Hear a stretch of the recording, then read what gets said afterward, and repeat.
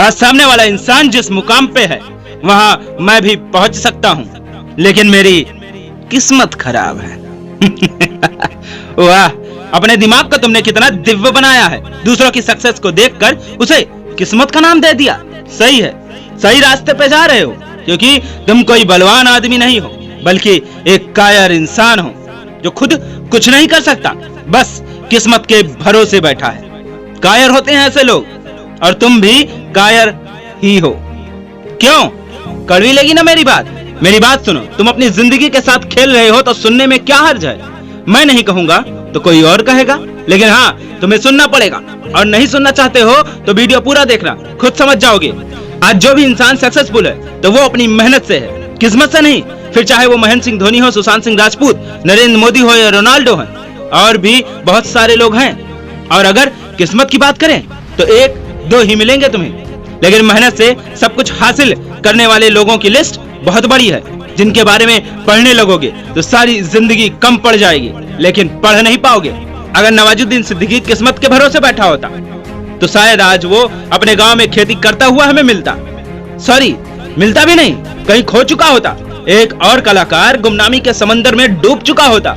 किस्मत के भरोसे नरेंद्र मोदी बैठते तो चाय का ठेला आज भी लगा रहे होते। लेकिन सुनो, इन सब ने किस्मत को खुद पर हावी नहीं होने दिया, बल्कि किस्मत पर खुद हावी हो गए और किस्मत को अपना गुलाम बनाया। और वही तुम्हें करना है। लड़ना पड़ेगा, अपनी किस्मत से लड़ना पड़ेगा और उसे अपने पैरों पे झुकाना पड़ेगा। और हाँ, अपनी किस्मत को दोष देना बंद करो, क्योंकि हम सब ने इंसान के रूप में जन्म लिया है। इससे अच्छी किस्मत और किसे चाहिए भला? चलो मान लिया कि किस्मत ने तुम्हारा साथ दिया, तो कितनी बार देगा? एक बार, दो बार या फिर 3 बार? सारी जिंदगी के लिए तो नहीं ना। सारी जिंदगी तुम्हें सिर्फ मेहनत करनी पड़ेगी। बिना मेहनत के कुछ हासिल नहीं होगा।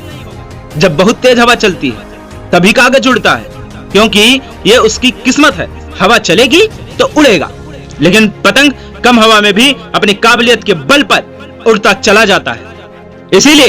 इसीलिए किस्मत के भरोसे मत बैठो, मेहनत करो। दशरथ माझी मूवी में एक डायलॉग था, भगवान के भरोसे मत बैठो। क्या पता भगवान तुम्हारे भरोसे बैठा हो कि ये कुछ करेगा तो मैं इसे सब कुछ दूंगा। और क्लियर करने के लिए मैं तुम्हें आज और एक स्टोरी सुनाता हूँ। सुनो, 3 भिखारी थे, भीख मांग रहे थे। बहुत जगह भीख मांगी उन्होंने, लेकिन भीख नहीं मिली। फिर एक दिन तीनों एक बड़े आदमी जो बहुत मालदार आदमी थे उनके पास जाने का फैसला किया। और वो गए और उस आदमी से कहा, साहब बहुत भूख लगी है, कुछ भीख दे दो। साहब ने उन्हें देखा और फिर जोर से हंसे। तुम लोग इतने मालदार हो, इतने अमीर हो, तुम्हारे पास इतनी दौलत है, तो भीख क्यों मांग रहे हो? तीनों भिखारी ने बोला कि साहब आपको धोखा हुआ है, हम बहुत गरीब हैं, हमारे पास तो कुछ भी नहीं। फिर साहब ने बोला, चलो मान लिया तुम लोग गरीब हो, तुम्हारे पास खाने के लिए कुछ भी नहीं है, तो एक काम करो, तुम अपने ये हाथ दे दो, मैं तुम्हें 10,000 रुपए दूंगा। फिर तीनों ने मना कर दिया, बोले कि हाथ कट जाएगा तो खाना कैसे खाएंगे? साहब ने बोला, अच्छा ठीक है, चलो अपने पैर ही दे दो। फिर तीनों ने मना कर दिया, बोला कि सर पैर तो नहीं देंगे। फिर आदमी ने एक बार फिर से बोला कि अच्छा ठीक है, एक काम करो, मैं तुम्हें 3-3 लाख रुपए तीनों लोग को दूंगा, अपनी दोनों आंखें दे दो। तीनों भाग खड़े हुए, बोले नहीं, हम नहीं देंगे कुछ भी। तब उस इंसान ने बोला कि जिस इंसान का एक एक अंग लाखों रुपए का है, वो गरीब कैसे हुआ भला?